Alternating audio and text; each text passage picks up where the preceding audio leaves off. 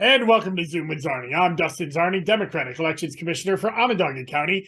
And today I'll be talking to Jane Rice and Anny Henry. They are running for village trustee in Fayetteville and Manlius. And yes, they are running in the middle of March. There's an election next week, March 21st, Tuesday, and there are 6 villages having elections. Fayetteville and Manlius, which we're talking to the candidates because they are running on Democratic lines in those villages.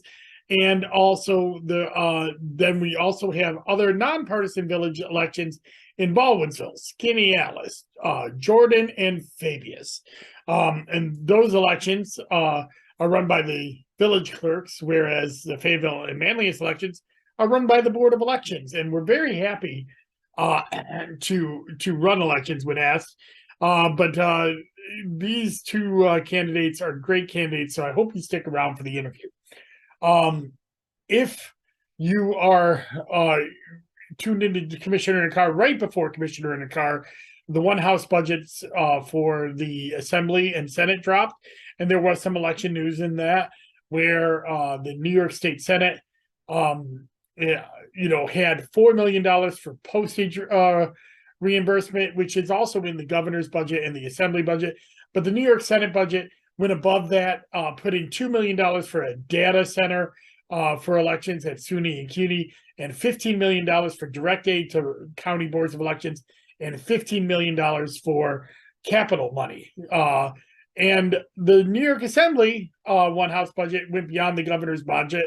They also had the $4 million for postage, but they added an additional $10 million for county boards of elections. So we're really excited about that because this means that both the Assembly and the Senate, to different degrees, agree that though that we need help at county boards of elections. So it's a really good budget outcome. Of course, the final budget isn't passed till April 1st, and we'll have to see what survives, if anything survives. So we'll be looking out for that. So without any further ado, I want to go to Jane Rice and Anny Henry, who are running for village trustees in Fayetteville and Manlius. Please stick around for that interview because I think they are great candidates, and I hope you get a chance to remember to vote for them if you live in the villages of Fayetteville and Manlius next Tuesday from 6 a.m. to 9 p.m. All right, here's the interview.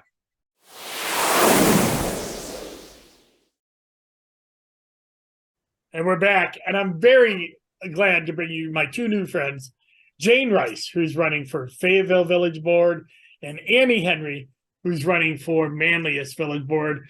Jane, Anny, thank you so much for coming on Zoom with Czarny. You're welcome. And so I think people don't realize that there is elections in March. And there's 6 of our villages that are having elections. But in Manlius Village and Fayetteville Village, we are actually having Democrats running on Democratic lines. And that is why I asked you to come on Zoom with Czarny and talk with me today. I know that you're also running on other lines as well. So Jane, Anny, I'm going to just kind of start asking you some questions, get right into it. So Jane, tell us a little bit about Jane Rice. What's your background? And you're running for the Fayetteville Village Board. Yes, I'm running for the Fayetteville trustee position in the Fayetteville Board. My background is that I have been serving for the village of Fayetteville on the planning board for 2 decades. And I think the last decade has been as chairperson of the planning board. So I have been working for the village of Fayetteville and for the community for quite some time. And by doing that, I've become very familiar with many aspects of the community. Myself, I just retired not even a year ago, but prior to that, I had 30 years of experience as a professional urban planner for a local firm called EDR, and very much enjoyed that position and was able to provide planning services to a lot of communities, villages, towns, counties throughout New York State. So I also bring to my position in the village of Fayetteville a lot of experience at other communities have experienced and are experiencing today. Some of it's very similar to what we're experiencing. Some of it's very different. But in all ways, learning and being able to apply those lessons to our village is something I look forward to. I grew up in Nebraska. I moved to New York, fell in love, raised my family in the village of Fayetteville, 3 kids through the school system here. They're all grown and are running their own lives right now. So that's just a wonderful personal experience. Still have a very active family life and live here in the village of Fayetteville. Awesome. And Annie, you're running for Manlius Village Board. Tell us a little bit about you. So Justin, I've moved here about 10 years ago. I came from New York City, well, from Long Island. You can still tell the accent, as a lot of people say. So when I say coffee, and they're like, you're not from around here. When I moved up here, two of my children were very small, so I just basically wanted a better life. I ended up living in Fayetteville for a very long time, right across the shopping town center, the town center, which was excellent. And I moved, from there, then I moved to Manlius, and I just love it. I am a full-time employee as a property manager for a senior elderly disabled building. I run 4 buildings, and I work for the Syracuse Housing Authority, of course. I have 4 children, very small, hold on a second, very, very small and tiny. And so my oldest is 15, my youngest is 6 years old. And basically I love my village, and I love the atmosphere. I love it here. And I just love it. I do a lot of volunteer work for my community. And I mean, although I've never been part of anything, but I think that, taking a stand now and trying to go with it and be part of change, part of the movement is what urged me to go forward. So Jane and Annie, you're both running in an odd time of year. I think people forget about these March elections, but that's when a lot of villages in Onondaga County and throughout New York State have elections. And of course, the winter gods have blessed us with a late storm in your campaign season. So Annie, I'm going to start with you. Why are you running for village board, and what is it like to campaign in the middle of March? Okay, well, we're going to start with the easier one, which is what it's like. When I first decided to do this, I had no idea that it was March. I was approached, I was asked about it, I did some research about it, and I'm ready to gun-ho to do all this in the middle of summer and, for November election. And then I was told in November that it was going to happen in March. So it has been very difficult to go out there because it's just hard. There are days that it's great that you'll go out there. There are days that it's snowing. I've been out there in the snow while it's snowing / raining. But once the temperature drops, it's really, really difficult for you to try to go up those hills. We have those mountainous hills where you have black ice. The lighting is not the greatest, and, we get darker earlier. So it's been very, very difficult. Have I done as much as I can? Yes.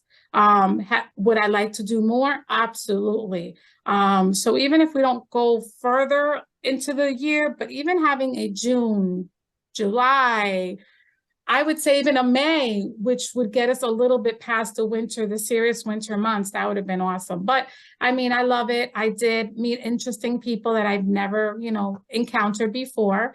And why I'm running is basically because I see the dynamics changing in my village. And I want to bring more things to the village, more activities to the village, more things for the kids to do. Like I said, I want my children to, my children to have children's in this home and their children to have children. So if we want to keep that going, we want to bring, more things to Manlius. Let's bring events. Let's bring, postings and, so that we're here, spending the time here and just basically enhancing Manlius. And I think that we're losing that part of Manlius.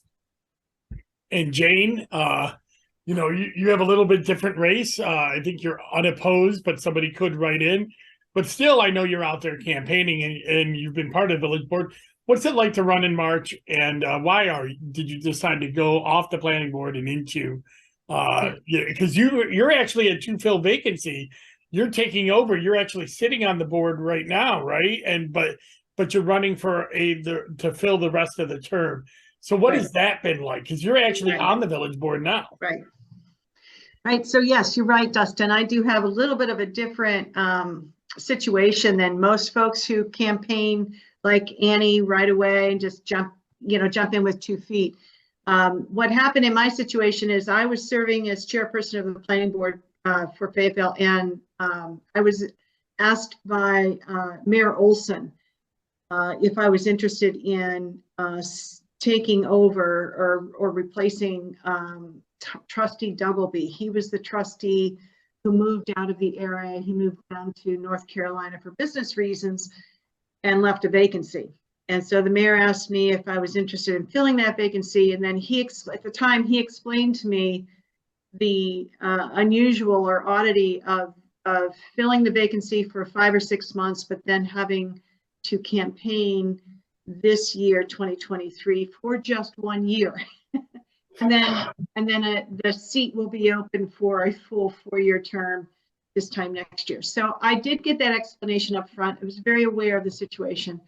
So I was, it was a difficult decision. I enjoyed serving on the planning board, a lot of interesting, challenging,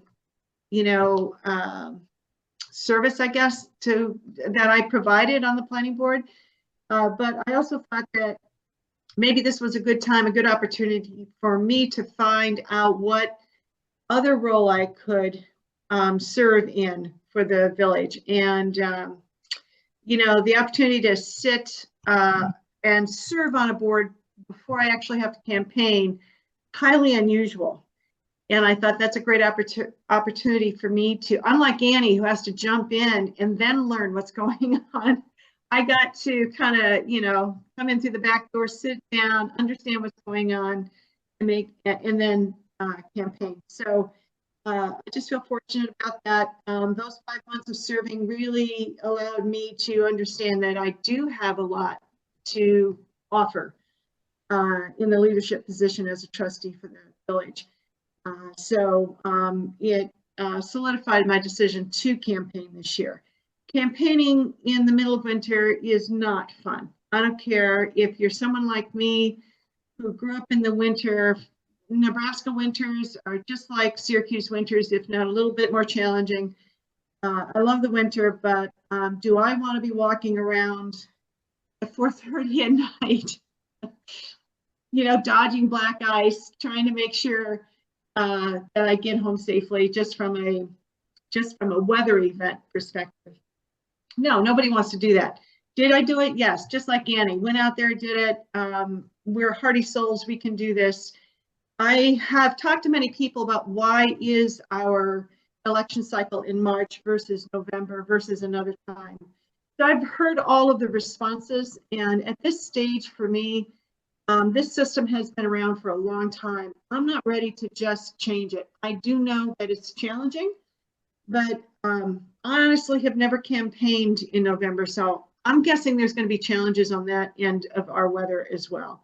Maybe a little bit easier, I don't know. But honestly, for me, I feel fortunate because we've really not had a winter. Our winter happened yesterday.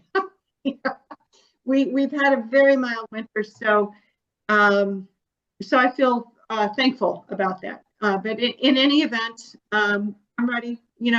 Just like Annie, I've been out there campaigning, and I'm ready for our election day, which is March 21. Now under a week. Yeah. Yeah, under a week. So Jane, staying with you, what are some of the issues facing Fayetteville? What are some of the issues that Fayetteville the village of Fayetteville is dealing with right now? So, like many villages, similar to Manlius and some of the other villages in Onondaga County, we have really been experiencing some status quo, if you will. We all have good quality of life up here. Up here, when I say up here, I mean in central New York.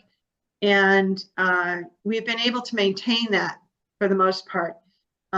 We have some transition issues in our village that some other villages have already gone through. I know Manlius has already done this. We have to transition, for example, in our trash collection.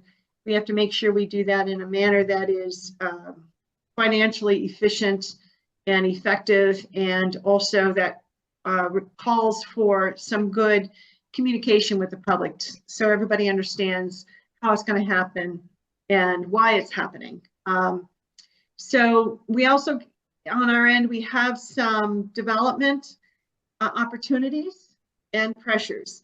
And it's always important for us to be able to, harness those opportunities, but in a manner that serves well for the community as a whole, not just because it's a new development. Something that is new to all of us that I look forward to paying attention to and working with is the new development with Micron coming into town. Micron is not locating in the eastern suburban area in Manlius, Fayetteville, or Manoa area, but we're a small county, and so the impact of Micron will have positive rippling effects. And so I think it would behoove us to be ready for those, so that we can harness some great opportunities and not feel too overwhelmed with some of these issues.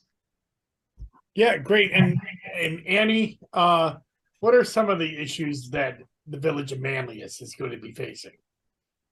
Well, some of the things that I've noticed, and the reason why I've actually chose is because some of our storefronts, the empty storefronts that we've had, what are we doing with them? And that's basically what I've been knocking on doors, trying to get, support so that if I'm elected, I can answer those questions to our villagers. Transparency is really what they want to know. I, as a villager, if I know my village board is fighting, I want to know this, because again, I know how politics can be. I know how everything can be, even at my own job.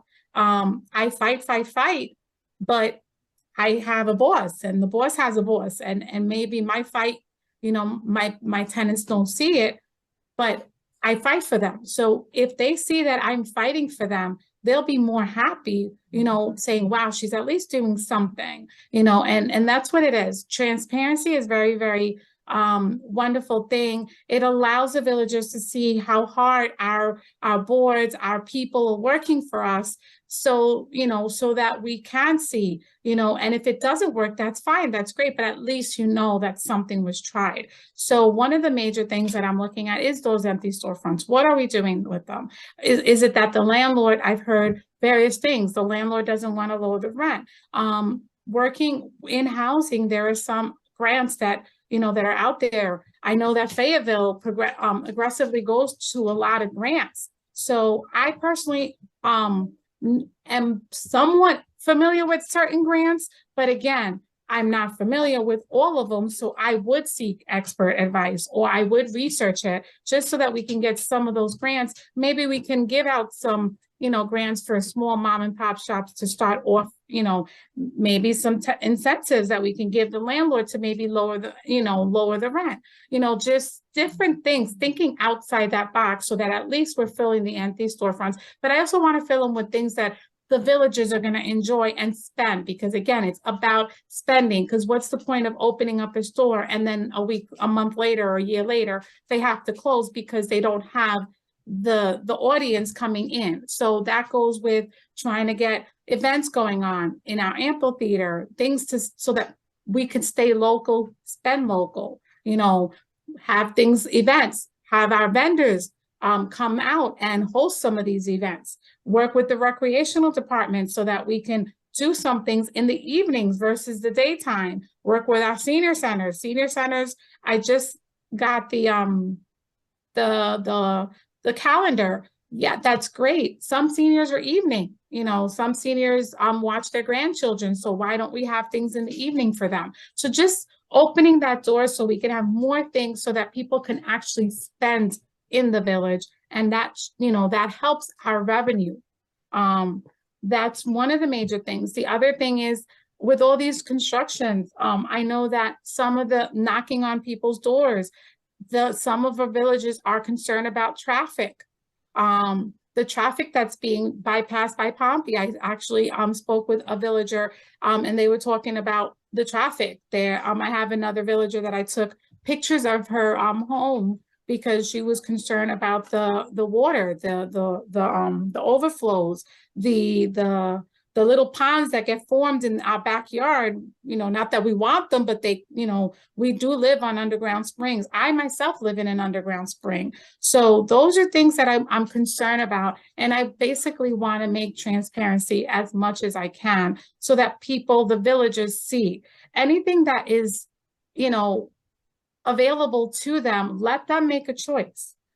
Hold special elections, special voting when things, people want to come up with certain things. So these are just some of the ideas that I have out there that I really, really want to hone in on. Yeah, that's a great point. That villages actually have the, opportunity to do mandatory referendums instead of permissive referendums and actually give the voters more choice if they decide to do so when they're passing laws. So that's interesting. That's not something I've actually heard somebody campaign on before, and that's great. Well, it only happens. My thing was of course as you knock on doors, you get to really know. And when I have my website, I've gotten a lot of email questions about where do I stand with this, where do I stand with that. And again, a lot of the questions at the end of the day, it's because we're not allowing our villagers to vote on certain things that affect them. Not even, yes, it's affect the whole village, but let them make a decision. Don't let us make the decision on their behalf. And Jane, what are you hoping to do? I know you're already on the village board, and you've already been working, but what are you hoping to do for the remainder of your term if the voters put you back onto the village board?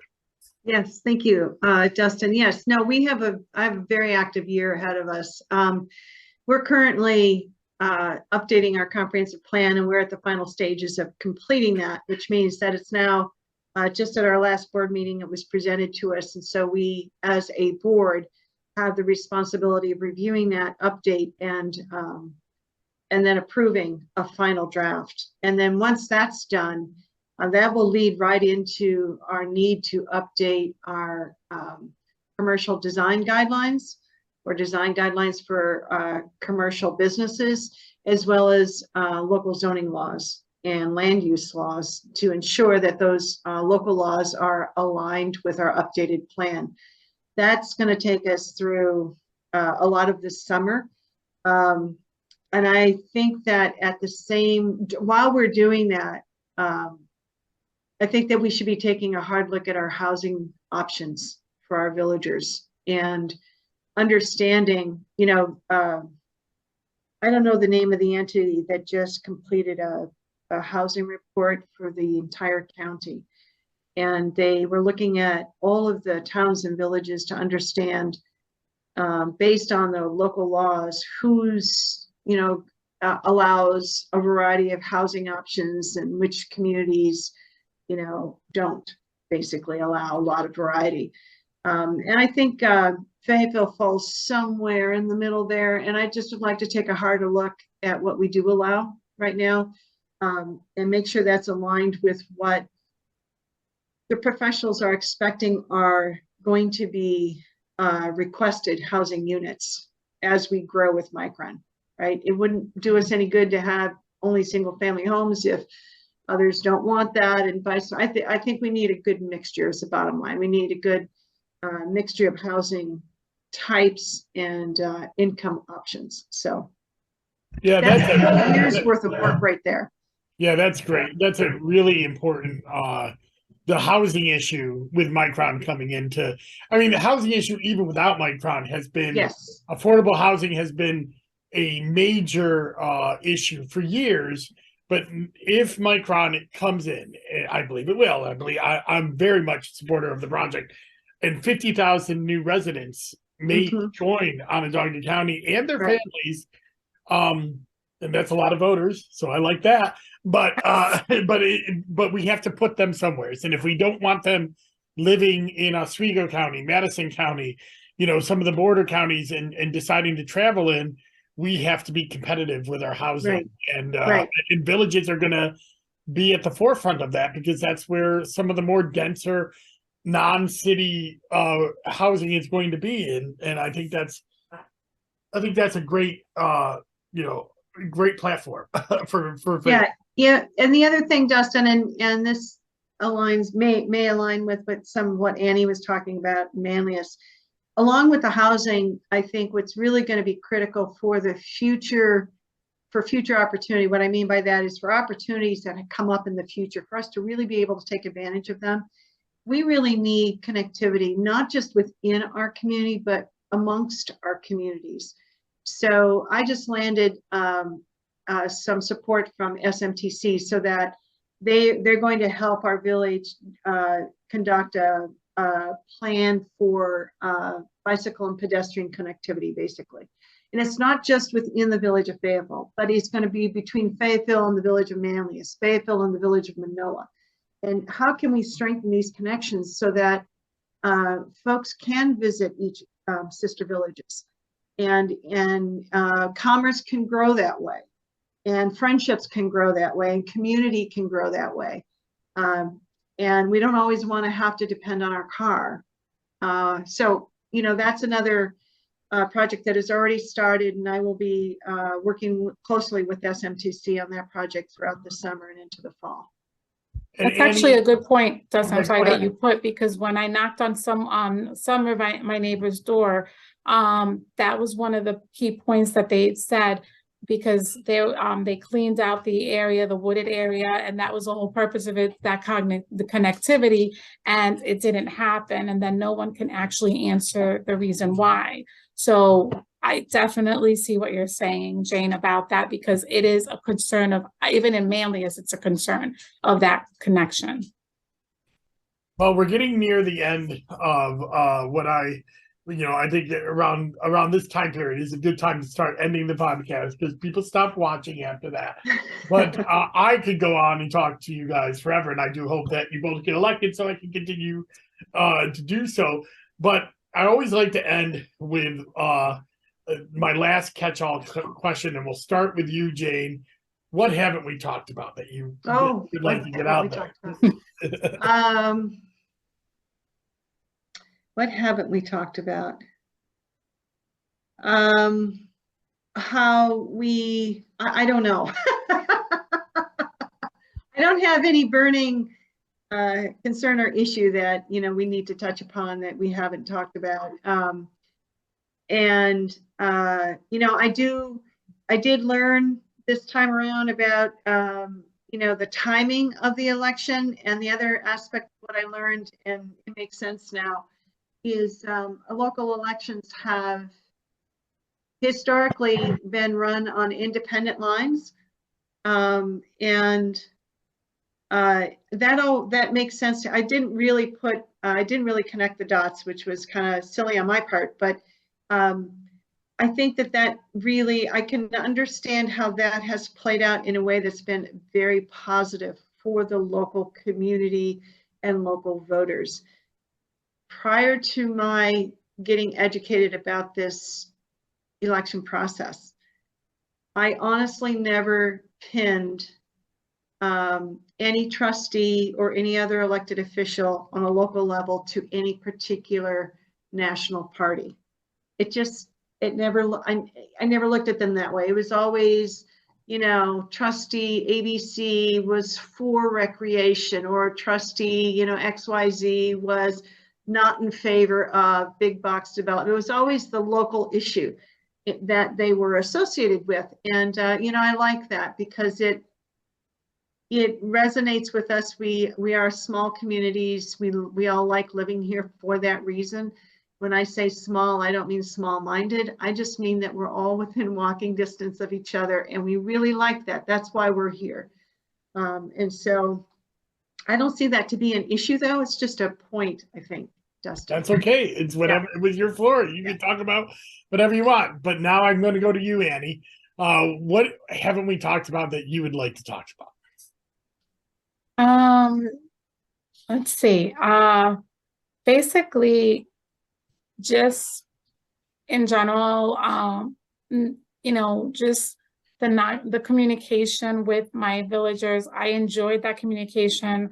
So in March, like Jane said, it is very hard to run in March because of the weather related. But I did like, one of the things that I did like in running in March is it's a very small election. It's more village. It's more personal. You don't have, some villagers are very happy to talk to me. And when you knock on the door, they're excited about it versus a general election where you have like 5 people knocking on your door. By the third one, you're kind of like slamming the door in their faces. So I think, besides the weather, it kind of does give you that personal, connection with the villagers. And you actually, by having that personal connection, you get a lot more information versus getting it at a later time in life because maybe they're rushing or, and then you're competing with other elections. So you're competing with this, you're competing with that. So this actually, zooms in on, your platform. Your platform becomes more, audible, like people will actually see it. I set up a website and I had no idea people were going to look at it, and they actually have commented on. But I've been competing with 5, 6, 7 other, elections at the same time, maybe I might not have gotten that same response. So I think having it I see the good and the bad in it, definitely. But as my friend told me, Alyssa,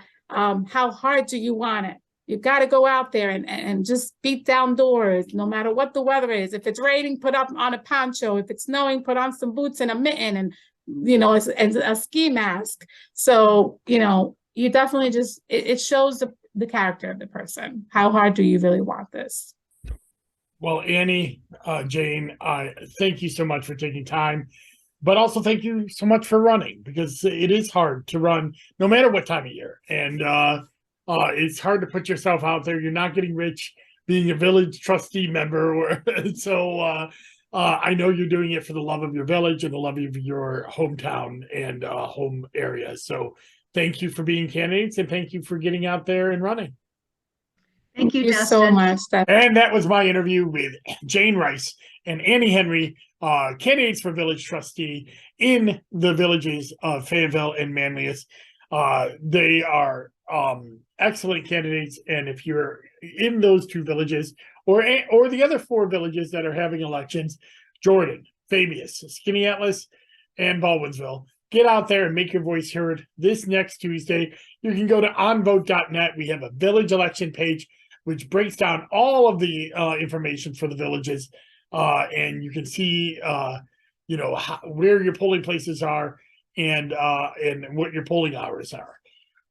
This week, this weekend, the weekly wonk will return, and I will be doing the town of Manlius. I did the town of Lysander last week, and it's still up at dustinsarney.com, but I'll be doing the town of Manlius, so check that out. Always fun to look at the town of Manlius because it's had such a transformational change, going from a blood red town to a bright blue town. So check out that. I can't wait to do the stats on that. Next week, I'll be doing Commissioner in a Car, talking about the village elections, because it will be village election day. And the next week's Zoom with Czarny would be with Erica Smithka, who is the co-executive director or deputy executive director of the League of Women Voters of New York. We have a great conversation about what the League is working on this legislative session and what the League is. By the way, Fayetteville has a big connection to the League of Women Voters with the with Matilda Jocelyn Gage Museum right inside the village of Fayetteville. So, and she was one of the founders of the women's suffrage movement that turned into League of Women Voters. So check out that interview next week. Remember to go to dustinzarny.com. You can subscribe. My website is always free, always will be. I'll never take any ad money. I'll never charge a subscription fee. It is part of my public outreach as elections commissioner. And check that out. You can subscribe and get emails when we get content up. Thank you very much and enjoy the rest of your day. Bye-bye.